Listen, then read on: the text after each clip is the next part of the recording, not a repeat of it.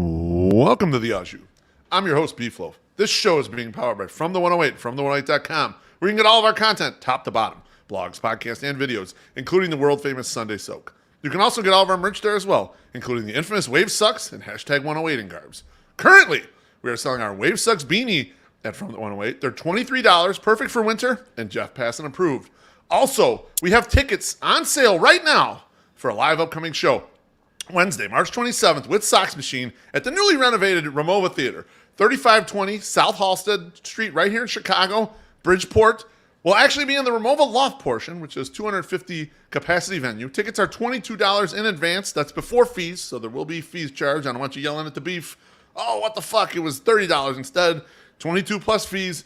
You can go to RamovaChicago.com/shows/ to buy tickets. You can also hit the link in the show notes below, both on YouTube and the podcast feed. Get those tickets now before they're sold out. You know how quickly we sold out Reggie's. This show is powered by you, the loyal 108 supporter. Please subscribe to our YouTube channel. Feel free to tickle the undercarriage in the process. Like, comment, turn on notifications, and most definitely super chat, because that's how we get paid, and that's how we continue to make the content you know and love. Tonight's guest.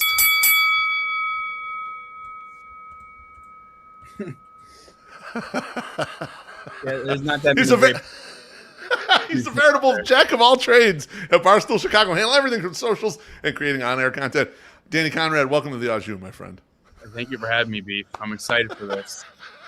Now, we had a chance to have you, the 108 guys, we love you. My wife is a huge fan of you, especially on the dog walk. She loves all that stuff. We had a chance to have you on briefly on Festivus 2 years ago. Now, Festivus can get kind of a mess, so I've been wanting to have you on here just to do a little one-on-one action. So I'm glad you were able to clear up your schedule and get in here. And especially now that you guys got the new office, kind of in West Side, near West Side there in Chicago, I felt like this is a good time to do a deep dive with you.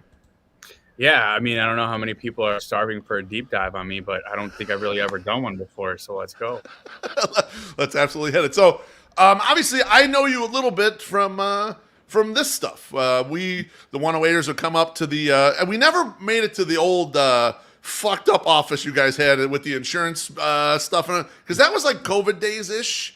You're only lucky. Made it to the so I've heard. Not the best place to record. We only made it up to Belmont Street office several times.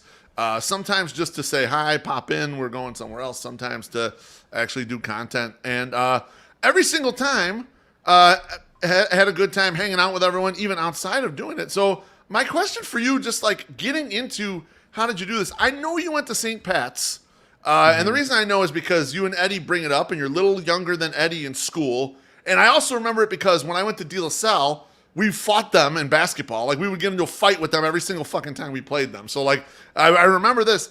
And I also I thought I heard that you had some health problems as a younger man. So I guess my question for you is, lay the groundwork for me. How the fuck did you end up on a path to be doing socials and then on-air talent at Barstool? What led to the media aspirations?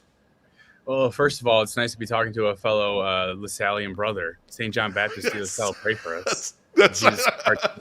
Yep, that's right. Yeah. Yeah, we had to say that after everything in high school. We did too.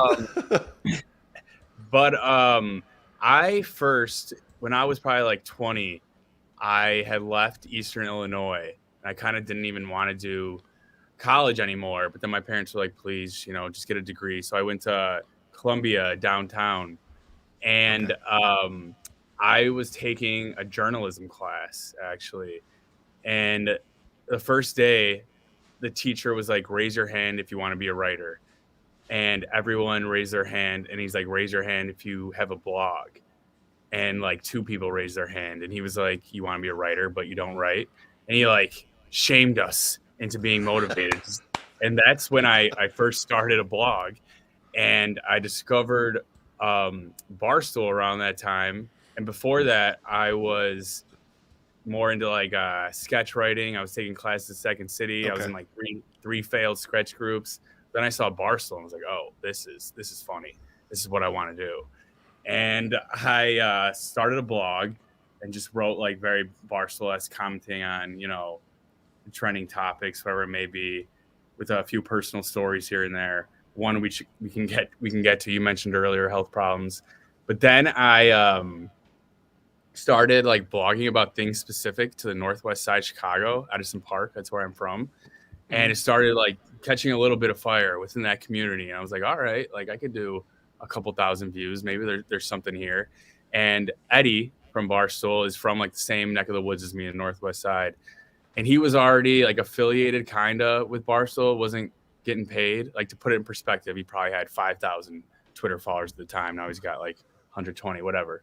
Right. And so I would just like DM him and be like, yo, I'll basically, do your laundry, whatever I could do to help. And so I was still doing my own thing, blogging, trying to make money off it somehow. And then Barstool had moved to New York. And Eddie mentioned this on a podcast, so I'm not saying anything revolutionary here, but he was like, kind of put a fire under his ass. Like, I want to get the invite to New York. Then he like DM'd me one night, like, hey, me and this other guy from our neighborhood are thinking about starting a podcast. We want you on it. And I was like, you know what? I'm a 24-year-old barback. I'll do anything right now. And and so I never really wanted to do a podcast, to be honest, but I was like, whatever. It's new media, got to adapt. And so we started a podcast called Neighborhood Guys, me, Eddie, and another guy, TR. And we ended up doing 100 episodes of it. So maybe like 2 years. It was once a week. And within that time, Eddie got picked up by Redline Radio to be the Bears guy. And then eventually, like January 2018 or 2019, maybe, they all got full time. And they got their little farmers insurance office. And so they had like 4 personalities hired, but they only had one guy behind the scenes. So they needed a social media guy. And I was like, listen, I just want to, work for Barstool, period, at the end of the day. So I got a freelance gig at first. I was a freelancer / intern, what they called me, for basically like a year and a half because COVID hit and it got all choppy. I was just happy to not be laid off at that point. And then, that's how I started running all the socials for them. That's wild. So let's go back to when you're blogging before you guys start the Neighborhood Guys podcast. You're blogging and like, what's the outlet to push blogs out there? Because I did not write in the big era of blogs, but when I started doing stuff, Twitter was here. So it was like, oh, throw it on Twitter. And as if you build a Twitter audience, you'd be able to push out that way. Was it like that back then too? Or was there like other avenues to get like your thing out there? Because otherwise, there's a billion blogs, but how are you going to find it? So my thing was, I always thought like that too. And I wasn't even going to post them at first, but good thing about Barstool is they're so transparent, like in the rundown, whatever. They're like, you do this, like we'll take you seriously. And what they said was like, just keep a consistent blog, show that you care, keep updating it. So I did that just so I'd have something to send them, in an email. A word to the wise out there trying to get a job at Barstool. It's don't just be like, I'll do anything. Be like, hey, I'll help you with this. I'll do that. Show something, like same way you would apply for any job. You got to have some sort of a resume. So that's why I started doing it. Yeah. And then I just ended up posting it like on Facebook. I don't even know if I had a Twitter at the time. This is like 9 years ago. Yeah. And that's what sparked just basically building up a resume for a blogger or a media talent, whatever you want to call it. It makes sense too that the neighborhood blogs would do well if you're posting on Facebook, because then it's like connecting you to all the people that you know from the area that you grew up. So that is interesting. Yeah, that was my audience. That's all I had following me at the time, and I was like, I don't want to send blogs about Edison Park to Barstool. They're gonna be like, what the hell is this? But then I was like, you know what? If I could make some scratch off this with Google AdSense or whatever, might as well be getting the most views I can with the audience. Yeah, right. Yeah, no question about it. So when you guys start the podcast, is the podcast what is it just focused strictly on the neighborhood, like neighborhood bars? This chick is sleeping with everyone. Like what's the focus of the original podcast you're doing with Eddie and another guy? So we were worried about that. We didn't want to do that at all. We didn't want to just be to our neighborhood, like a local neighborhood podcast. But Eddie once, I brought that up like when we first met, and I was like, like what are we going for here? He's like, well, neighborhood guy is just like a loose term. Everyone has a neighborhood guy, despite the neighborhood. The story he told me was like he was at a local bar, and there was a guy just had his shirt off on top of the bar, chugging beers, and someone was like, who the fuck is this guy? And there's like, he's a neighborhood guy. He's fine. Yes. I was born. I love it. So it just sprayed to all fields. Wasn't sports specific. I've heard you're not a huge sports guy. Is this true, Danny? I mean, I love the Bulls are probably my first, but it's definitely true. I didn't get into Barstool for the sports aspect. Like I said, I was into like TV writing and all that. But yeah, Eddie like pretty specifically didn't even want to talk about sports because he kind of talked about it so much with Barstool at the time and his other job. He was working at a company that's now Stadium, I believe.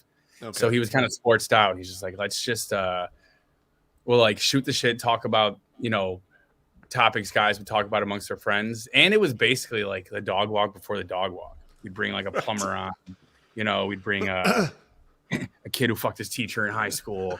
Shit like that. Yeah, the stories that the real people want to hear. No, I get, and that makes sense really because the way Dog Walk took off and then the way you fit in there now, doing the Wednesday shows, and it makes sense that is like kind of the original mode of that podcast. So you get hired to do socials, and what does that entail? What you're there with those 4 fucking knuckleheads in that tiny cramped thing. What does it entail you do during the day? It was kind of a lot for the first year or so. So I ran the Barstool, still run the Barstool Chicago socials. So that includes, Twitter, Instagram, TikTok, Facebook. You always got to be on top of it with like the new media shit coming out. Yeah. And then also Dog Walk and Redline Radio at the time, now mid show. But a lot of it was, always watching one of the 5 teams doing clipping highlights or like making graphics for Instagram, and then just like following those guys around. If they went to a game, I'd be doing the live social for them there. Yeah. And so there's always something to do. The videoing. People don't even understand. Like the 108ers, we've been up to the Belmont studio a couple times, and when we've been there to do content. So we've been to go Redline Radio and do the White Sox show with Dave.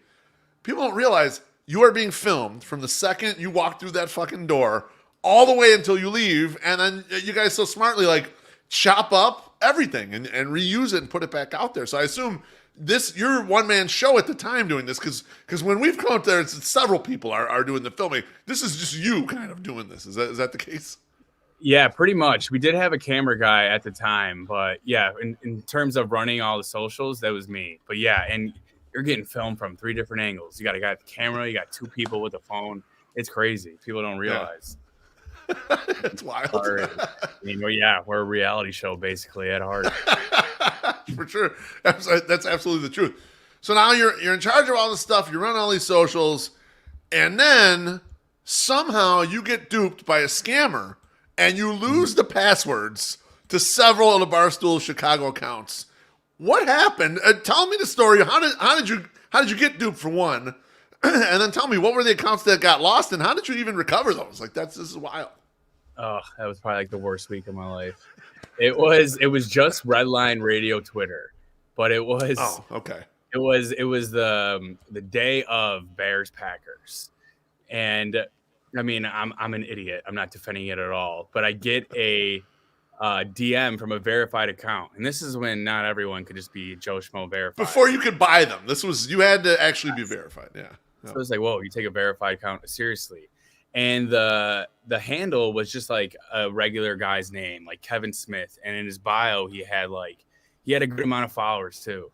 He had probably like 25K, and his bio was like saying that he works for Twitter basically. And he sent a DM, and I accidentally clicked on the link, and then he got the password to that. And luckily, someone at Barstool eventually knew someone from Twitter. And they got it back and convinced them that we are, in fact, not from Arabia selling watches. We're trying to sports podcast. God damn. I remember when it happened. I remember seeing what's going on and like, so, this is because I like everyone, like Jeff Passan got hacked and they were like trying to sell crypto or some bullshit through his account or whatever. This shit happens, but I remember just being like, oh no, I wonder what happened there. And then shortly after that, maybe a couple months after that, maybe it was a month after, not that far. Eddie at the time was doing Dave Portnoy's show, and I remember Portnoy giving him shit. And good on Eddie, he tried to take the blame. He tried to step in. I was like, oh man, this is a stand-up guy trying to stand there. No, he's trying to push him off. That had to be brutal to catch that wrath, Danny. There is nothing like fucking up at this company because everyone knows. Like you'll be you're so down on yourself, having a terrible day. How could I click on that link? And you're like, oh, I just want to go home. On your way to the stairs, a stool yells out, "Idiot!" Something like that. But yeah, Eddie, great guy. I've worked pretty close with him the past 6 years. I don't have a bad thing to say about him. So I'll always thank him for that. Absolutely love it. So you get the account back. Now you guys move out and you move to the Belmont studio. And so fast forward there, what's it like working with a more real setup instead of just like being in a closet? And what was it like expanding offices? There's actually desks, multiple studios. Like what was the change like there? Oh man, I worked at that Farmers Insurance one for like 2 years too. So I was in the nitty gritty of it all. But it was great to have somewhere I could work where my laptop wasn't on my lap the whole time while I'm sitting on a couch. It was quite the upgrade. That video of Portnoy, the one that everyone brings up, his first reaction to our Farmers Insurance office, like, we're a $1 billion company. What is this? I think got the moving carpet across the wall. That's ridiculous. Yeah, we used a moving blanket as our backdrop because we had nothing else. And on the other side of that was our secretary for Farmers Insurance. But that was sweet. I was lucky to like experience the new office, them opening or gambling becoming legalized here, which is huge for us. That led to the sports book, opening the bar here. So I was there for all like the big things happening in Chicago and our move here now. But Belmont office was pretty amazing. And anything was uphill from the Farmers Insurance closet, the crawl space, I call it. I'm sure. And the thing was, you guys were there kind of by yourselves. I mean, people would drop into town. Probably not like it is now, where you have dozens and dozens of people in that office. At the beginning, from what I remember, there was only the four guys, you and then at some point it was like Danny, Lance, and Tommy, and like it started to grow after a while. Hannah ended up being there, and everyone. So like, but for the start, it was not a lot of people there. Yeah, it was those four guys, and me and Tom eventually moved from New York to help us. Yeah. So yeah, the worst part about that office, it wasn't even the space. It was that room would get so hot. It could be the dead of winter and it would still be so hot. And that's what people didn't see. Like, that's why we're bitching. It was just, if there were 5+ people in that room, it was a sauna for some reason. You're lucky you didn't experience it. Yeah. We were in there with Stan Bowman came in at the time. Oh, okay. Yeah. And we had great interview, actually. Chief did a great job on that interview. That was really good. Oh yeah. He had him in the torture chamber. But you had to like move the desks in order to open the door. And so Stan is obviously coming with multiple people, and we're all just crammed on a couch watching the interview, sweating our dicks off. But yeah, it was humble beginnings, to say the least. So all right, so you end up having to do, like you mentioned, you would go to the games with the guys, film them, reactions, that sort of thing. When it comes to doing video content, tell me how it differs doing it with the original four guys from there. White Sox Dave, Carl, Eddie, Chief. Tell me the differences between these guys when it comes to like filming and doing some of that stuff. Well, Dave, sometimes I feel like a paparazzi. Like I have to chase him if I want. Like the Cusack thing, I filmed that with Dave's altercation, the Cusack thing. While I was telling him, I think that's Cusack, I was already recording because I know he would just like run off.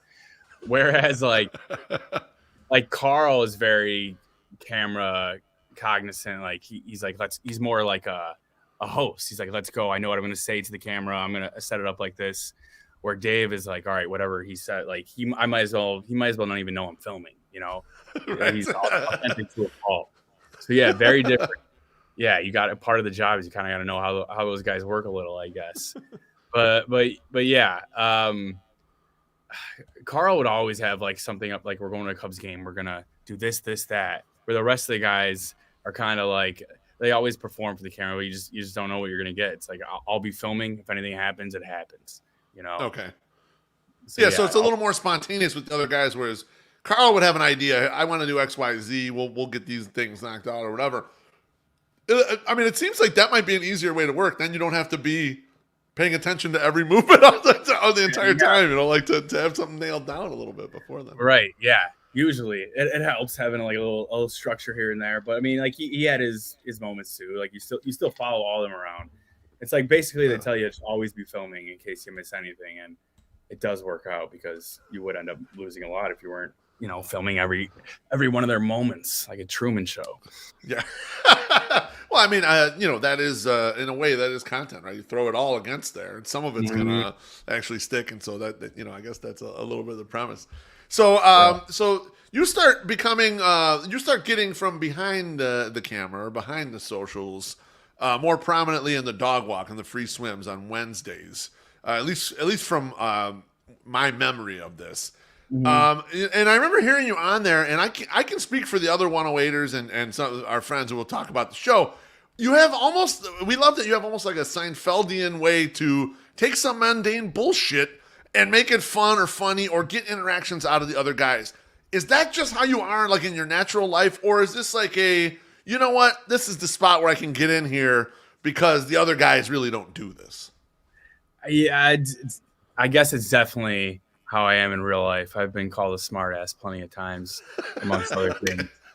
But yeah, it was kind of a win-win because I didn't, you know, 4 people on a mic is a lot, and then if you add me, that's 5. So it's like I'm not looking to give a speech or anything. So it's kind of perfect because I really not huge talker, but I always have little side comments. I was like, all right, this is what they like, I'll keep doing it, and it worked for me. But yeah, Eddie, I think he had asked me, he's like, do you want to start doing like the Wednesday show with me? And I basically said no, because I was like, I had a lot on my plate. And I was like, yeah, I was hesitant because I don't even know why. I was just like, because I'm trying to think of what he did on Wednesdays before me. But then Hannah, who's no longer at Barstool, got involved. And I was like, it's always interesting being with a girl on a podcast because I feel like you get such different perspectives on everything. Like, if, for instance, it could be like, oh, this girl didn't text me back. She hates me. She's like, oh, no, she actually loves you. That's why she's waiting. She doesn't want to seem too needy. It's like, oh, what? So shit like that sold me pretty hard. Yeah, there were a lot of exchanges like that, too. And it makes sense, right? You guys are all 30-something males that live in the city of Chicago. A different perspective in there. I mean, obviously it makes sense. It would kind of like shake the snow globe a little bit and make some different things happen. And yeah, I always liked the approach that Eddie took there with those Wednesdays, because it was like, I like the term free swim because it was just like a kind of go with whatever, kind of dig into whatever topics you want. But from the perspective, like, you have too much on your plate, I think people think, oh yeah, you just open the mic up and go. I assume you're probably thinking about stuff you'll probably use in the show for days, maybe the whole week before, so you kind of have something. You're not going in there totally cold. Is that right?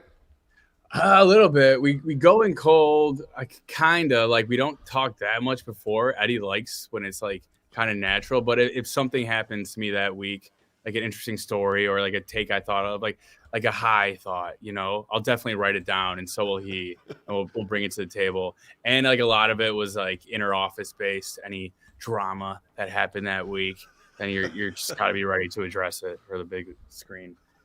But yeah, it's pretty laid back. I mean, he always had the draft Monday, tinfoil Tuesdays.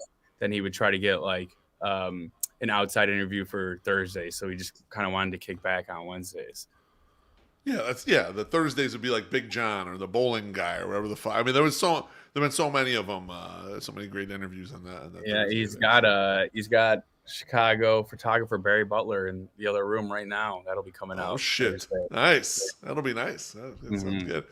So now you're doing dog walk, but then also they're starting to slide you in there on Redline Radio, and you're showing up at what's called the kids table. And now I need to ask this: how did that come about? And tell me it was that motherfucker Eddie just keeping you down again and disrespecting you, putting you back there at the kids table. That's exactly what it was. He had pitched to me, like framing it as like a producer, like behind the desk.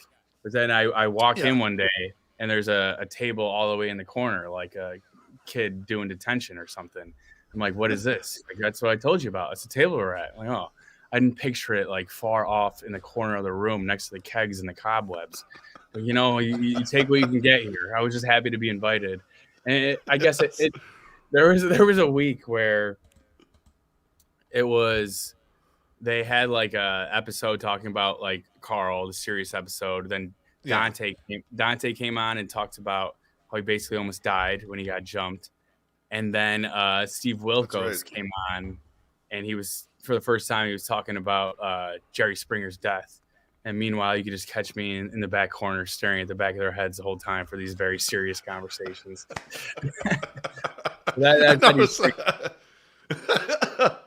Eddie's dream is to make me as awkward as he can. I was going to say, because had it been a normal producer situation where you're like other side of the glass, or I know that studio, so it's like across the room basically behind the equipment, that would have been way less uncomfortable. It's like, oh, okay, flash the camera over there. But you're in every shot that was that side of the room. You're just like way back there. Like there's an open chair right in front of me too at the big boy table. That's a big point. It's just Eddie's world. We're all just living in it. Well, that's a little bit of truth there. That is funny. Like I do remember that was a weird run of like very like serious shows. It's like have you guys had even one since like on the Red Line right, show or something like that? We knocked them all out in a week. Just got them over with. Got 5 years worth of serious shows on. Yeah, and it's back to business. You're right, actually. So Redline Radio was the main podcast, and that was going all the way back to just White Sox Dave and Carl doing that as like strictly a baseball show. And they had some people rotate through there. I think Nick Shepkowski rotated through there. There was a few other people that kind of like were a part of it a little bit. Comes all the way, and that show was a sports show with guy talk. And so after Carl kind of separates from the rest of the group, the mid-show starts, which is decidedly the opposite. It's more a talk show that occasionally discusses sports. What prompted that change? Is that just, different personnel, different person masterminding it, saying that this is what they want? Or kind of how did that come about? Well, they all wanted it. This was before like I even knew I was going to end up being on the show. They all wanted to kind of expand more, not just be Chicago-based. And a lot of it came from we had a Sirius XM show that we produced out of that Farmers Insurance studio, actually. And they just kind of wanted to get more back to that and just like general, shenanigans instead of just being sports. Plus, it doesn't help that all our teams suck. So there's only so much you can say.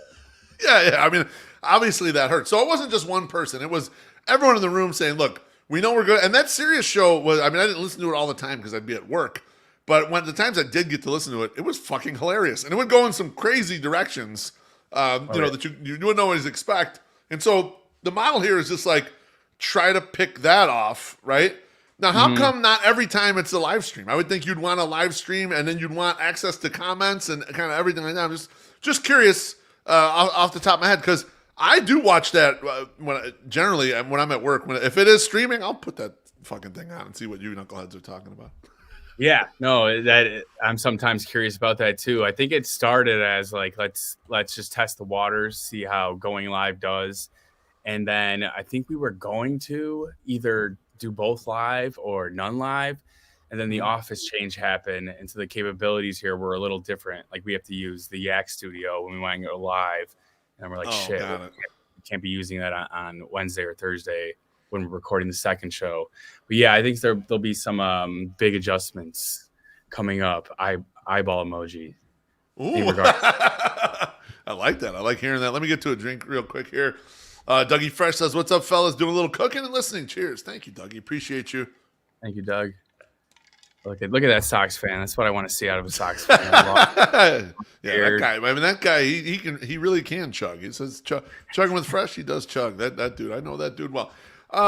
Yeah. So, so now the mid show is a talk show, basically more of a talk show, a little more of a round table situation. And now all of a sudden, you guys have new characters showing up quite regularly in the show. The two that come to mind right now are Megan Making Money and Tommy Smokes. The non-Chicagoans, again, is this more about the specific approach of the show and wanting to do this? Or is this just a factor of, hey, who's hanging around here who doesn't really have a show? Oh, we think they're funny. Let's just get them on here. Like, how does that develop? How does that sort of thing develop? Megan Making Money, Nikki Smokes, different Smokes family. Oh, Nikki there. Smokes. Yeah, I'm Nikki sorry. Yeah, Smokes. I got that wrong. Yeah. I think Megan was like, we did want that like girl perspective. I remember one time, one of the first shows we had her on, she was able to successfully like disarm White Sox Dave. And I was like, whoa, I'd never seen that before. It was like, he was getting a little pent up and she's like, hey, it's fine. He's like, oh. Love it.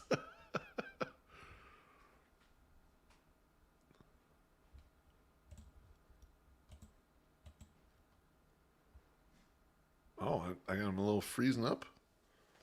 Let's see. Danny's frozen up, so let me take a look at comments from Treasy. He says, "What are you drinking out of that big cup, Beef?" I'm just drinking Diet Pepsi. It's nothing special. It's delicious though. You see me?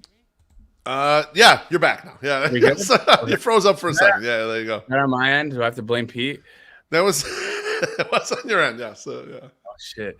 But okay. Yeah, in terms of like randos like Nikki, I think it's just like if they're trending in the office that day, they did something crazy, had a wild take. Eddie loves the drama. Eddie will just pull anyone could be passing by, he'll pull them on. Doesn't matter if they're a tech guy, personality, a famous athlete, whatever. Now I love that because I think we all deep down like drama as long as it's not involving us. We like it when it's involving everyone else. And I noticed that's how Eddie acts. And I text White Sox Dave one day. He was starting to get under Eddie's skin in one of these shows. And I texted him. I said, make sure you keep doing that, all right? Chief's useless. He can't do it, but you need to do it. And Danny, you too. Get under Eddie's skin because he gets out of there unscathed far too often, in my personal opinion. You're right about that. He's from the school of Howard Stern and David Portnoy. That's what he wants. Yeah. But yeah, all the other ones. I've helped start some narratives throughout the year. I really pushed the dog hating one, just Red Hat in general. But yeah, he gets it. Don't worry. But there's always room for more Red Hat slander. yeah, there absolutely is. And comment from White Sox Tommy says Megan brings a different tone to the show. She's great. Yeah, I heard So I got to bring this up. So I heard the draft that they did. They did the draft of the sexiest cartoon characters, which with White Sox, they're trying to bait White Sox Dave into the Nala thing. Which, just to let you guys know, we did that with Dave like a year ago, but we called it the most fuckable cartoon character. So I think we had a little different approach there. But the funniest thing in the entire thing is when White Sox Dave was saying how he doesn't like Bush. And Megan said she was going to grow her bush out in protest. And I'm at work, and my head is on the table. I'm laughing my ass off. I'm like, I hope no one walks by my office right now. Listen to this shit. That's the kind of difference you can get, though. Like, yeah, he's a senile creature, and especially talking about girls. That's. I think that's a big reason why the drafts aren't live. You never know what's going to come out of that now. The guy needs some soap in it. Exactly. I'm glad that was not edited out, to be honest with you. I don't think something like that would have, but that's great. I'll check in with Megan, see if she grew out the butt. Let us know if that actually ended up happening. Just the level of hatred she might have for White Sox Dave. I don't know. I wanted to ask you this specific about content, and you did a podcast with Eddie, so I'm going to throw him out. But out of the old Barstool Chicago office, if you could do a podcast with just one of the other people there, who would you be willing, interested, think it could be wild to do a podcast with out of that crew? And I'll name just some of them. I don't know if I got everyone here, but Dave, Chief Carl, Lance, Hannah, Harry, Tommy. I mean, I'm probably missing some people, but that's about it. Yeah, for the old original Barstool Chicago crew. I mean, I probably have to go with Hannah. Again, the girl perspective thing, and she was never afraid to just say whatever. I'm going with Hannah. It's less effort too, because she'll just be talking the whole time, and I could be like, That's great. Yeah, Hannah had some moments in her short time at Barstool. Her hair was on fire in one video, and Eddie didn't try to help put it out. I know that there was someone that did. And then the smelling of the feet or the socks thing. Oh my God, that was fucking wild. And the fact that she was okay with that with bringing maniacs off the street to do that was crazy. Yeah, she was all about the clicks. Credit to her for that. She was ready and willing. But yeah, we literally just pulled that guy off the street and like, would you want to smell? I think the debate was, do black socks smell different than white socks? Right. Which is so dumb, but we proved our hypothesis. What do you think? Do you think black socks smell different than white socks? I do not, no. I think it's the same materials. I don't think so.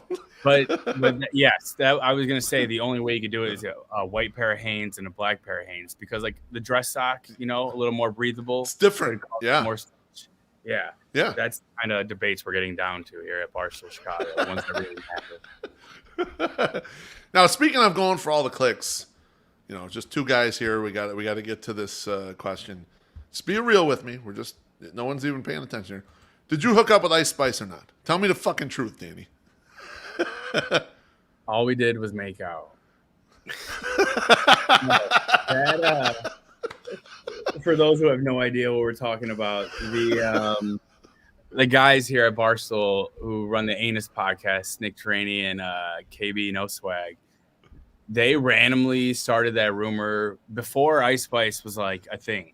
Like, she was a thing, obviously, but before she was famous, and they made it believable enough, they said Danny Conrad hooked up with Ice Spice before she got famous, and ran with it. And the amount of people who still believe it. A girl the other day was like, "Oh, I didn't," so Nick started a new rumor. We had a sleepover at his house for content, and he started a rumor that I started crying while we were having like a heart to heart.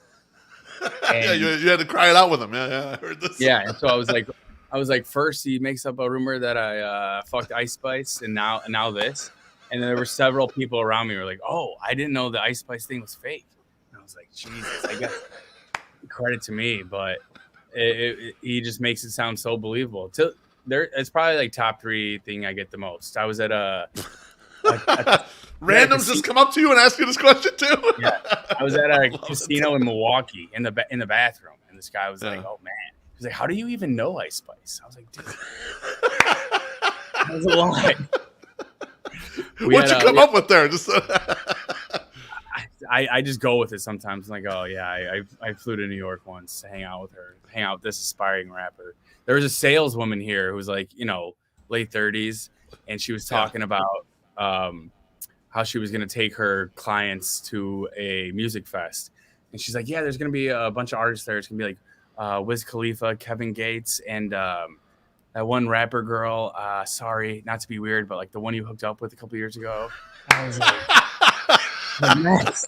Don't fall for the But yeah, I went to the Lyrical Lemonade Festival this year. Okay. And we met with the guys, and we got like credentials and everything. We could go backstage, and she was supposed to headline it. And the day of, she canceled. So rumors were swirling. She knew I'd be there. Couldn't take it. Couldn't take the breakup. It's funny that came out there, and I had a bunch of laughs about it. So I actually told my daughter. My daughter's 14, so she knows who Ice Spice is. And I said, you know, one of the Barstool guys, Barstool Chicago guys, hooked up with Ice Spice. She goes, not White Sox Dave. I'm like, oh fuck no, not White Sox Dave. And I showed her a picture of you, and she's looking at the picture, and she's like, nah, that guy did not hook up with Ice Spice.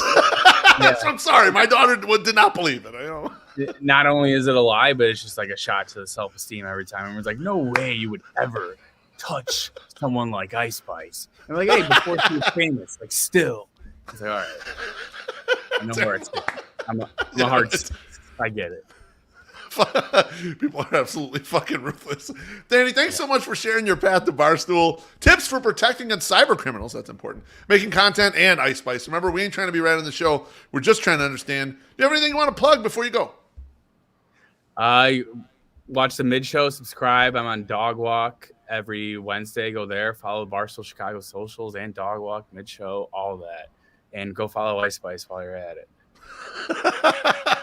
Thanks, Danny. Take care. Hope to see you soon in person. Thank you for having me. Thank you for everyone watching and listening. Appreciate it. Got it.